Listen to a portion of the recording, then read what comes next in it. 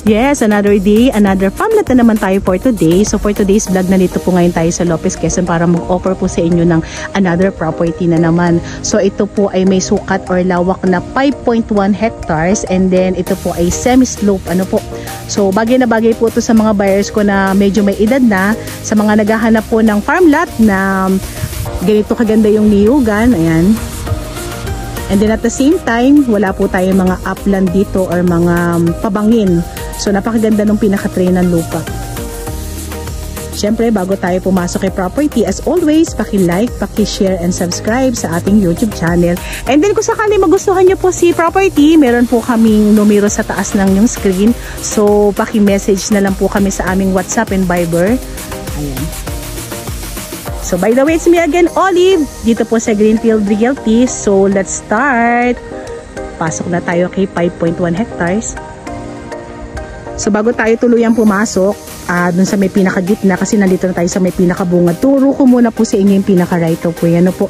So tayo po ay merong right of way na nasa 50 meters. And then, dun po sa right of way, wala po tayong magiging problema kasi kasama po natin for today yung magbibigay ng right of way at siya po ay parang humihingi po sa amin ng advice or meron po siyang gustong imungkahi po sa amin na kung maaari, kung mabili daw po itong property na to, ay siya na rin daw po ang mag-aalaga. So yung pong property niya ay 1 hectare dun sa may unahan kung saan tabi ng road. So dun po tayo magkakat po ng pinaka right of way po natin. Ano, medyo maiksi lang kasi pahaba naman po yung kanyang property. So medyo maiksi po yung pagkukuhanan natin ng right of way kung saan nasa 50 meters lang po yung ating right of way.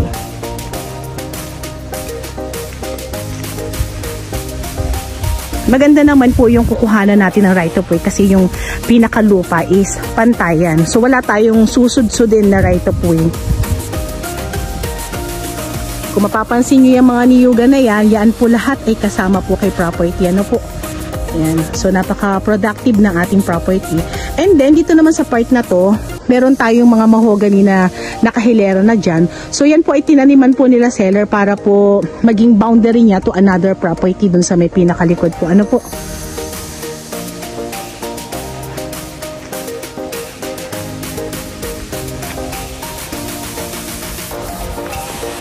Lakad tayo. Medyo masukal lang. Pero konting linis lang to. Kagandahan naman ito. Madali siyang linisin kasi flat yung pinaka-area.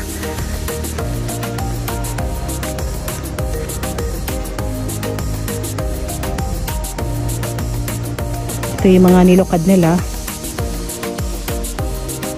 Medyo may kataasan na po yung mga niyog pero hindi pa naman siya clearingin. And then, kagandahan nito, mix yung mga niyog niya. Merong medyo matataas na pero mas marami yung medyo may kababaan pa.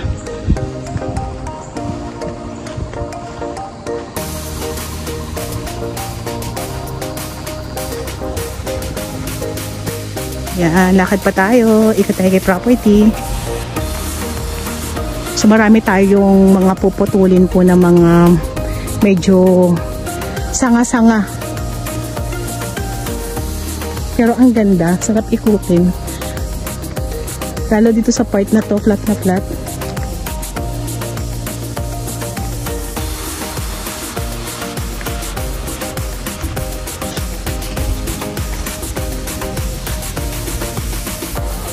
Meron tayong ilang puno ng bayabas. Tapos mga ilang puno ng saging. Ano po, wala pa ako masyado nakikita mga fruit bearing.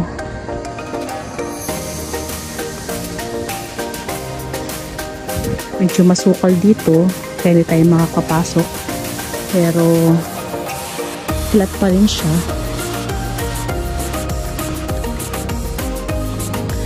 And then ito po ay ulitin ko lang po, tayo po ay nasa 700 meters para makalabas po tayo ng pinaka-national road.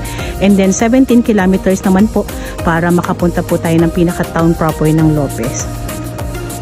So almost cemented road po lahat yung dadaanan natin. Wala po tayong rough road na dadaanan. Yun ang kagandahan.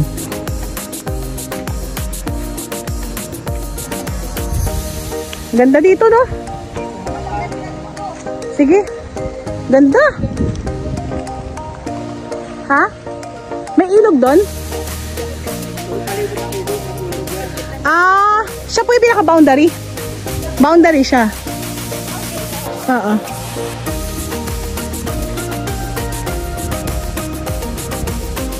Ayan na, ulan! Abutan tayo. So yung pinaka-boundary natin dito sa part na to is ilog. Ilog po ng ano to, Kalawag? Ha? Ilog ng Kalawag. So di tayo mamumblema dun sa source ng tubig natin. Ano po? Pero hindi na tayo makapasok dyan kasi puno siya ng mga kawayan.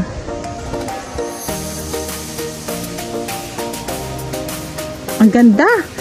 Ang ganda ng property.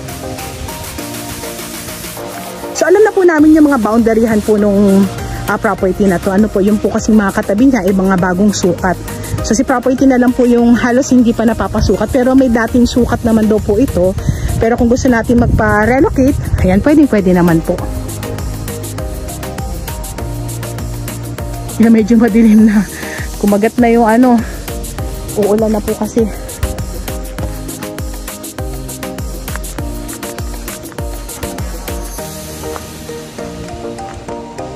Medyo masukal na dito sa part na to. Baka hindi na tayo makapasok. Tingnan sana natin yung pinaka ilog nilang sinasabi.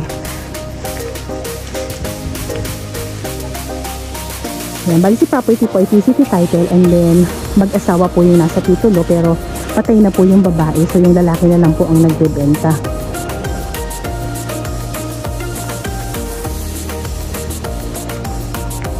Ayan na, dinig ko na yung ulan.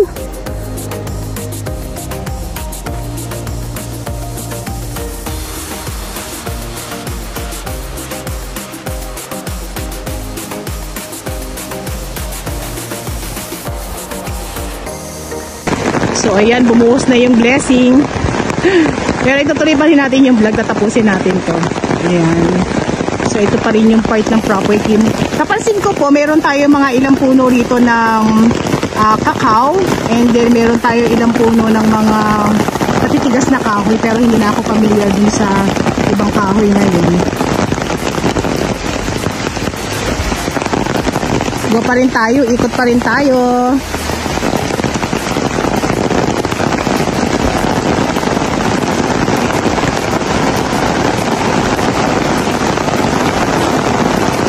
Medyo malakas na yung ulan.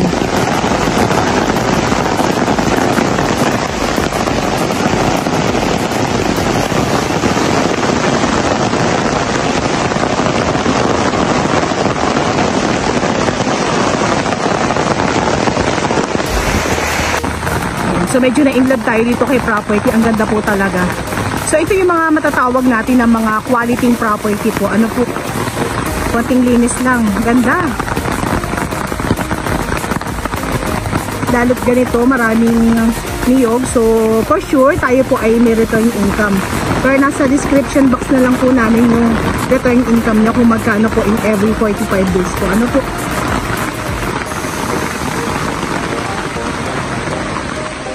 And then, about naman po sa mga sasagutin ng ating buyer and seller sa panahon ng bentahan, nasa description box din po namin yan. So, paki-visit na lang po yung ating mga details. Ano po?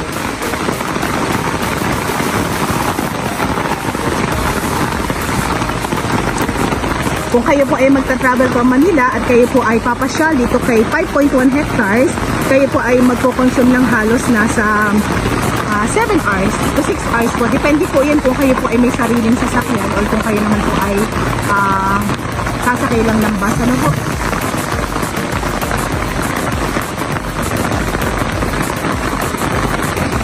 Ayan, medyo tumila-tila na yung ulan kaya ikot pa rin tayo. So may mga bagong tanim din po na mga niyog dito sa part na to. Ayan, kaya sabi ko nga po sa inyo, kung yung iba po napansin po natin na medyo may clearingin na po tayo, may mga kapalit naman pong bagong tanim na niyog. Ayan po.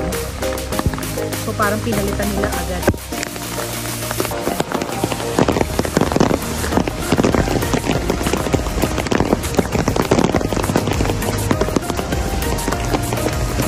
Kung i-rate po natin si property, bali si property po ay nasa 80% na flat and then nasa 20% po yung semi-slope po niya. Pero napaka-gradual naman kaya okay na okay lang.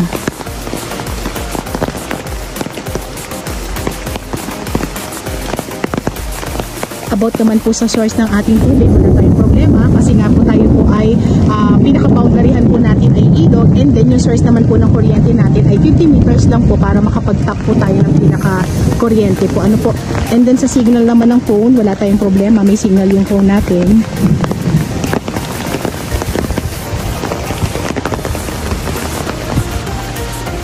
So napakalapit po natin kay Barangay Cemented Road po nasa 50 meters lang po tayo.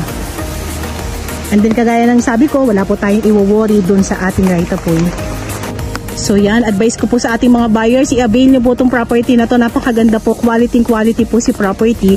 And then kagandahan po sa kanya, tayo po ay may return income. So every 45 days po, ito po ay umaani ng sa pera na po nasa 20,000 pesos po every 45 days po yan. So may pambawi tayo kay property.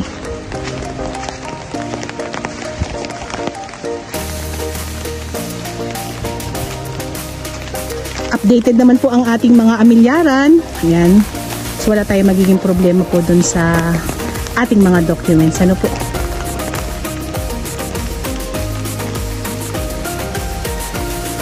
Kagandahan po nito, ayan, Lopez Quezon lang po kayo. So ayan, papalabas na tayo kay property. Bali, pakita ko lang po sa inyo yung pinaka right of way na sinasabi ko. Ayun po. So estimated po natin, nasa 50 meters po iyan. Ayan po ay cemented barangay road na po agad. Ano po? And then yung tatayuan ko, ito po ay nakapaloob pa kay property.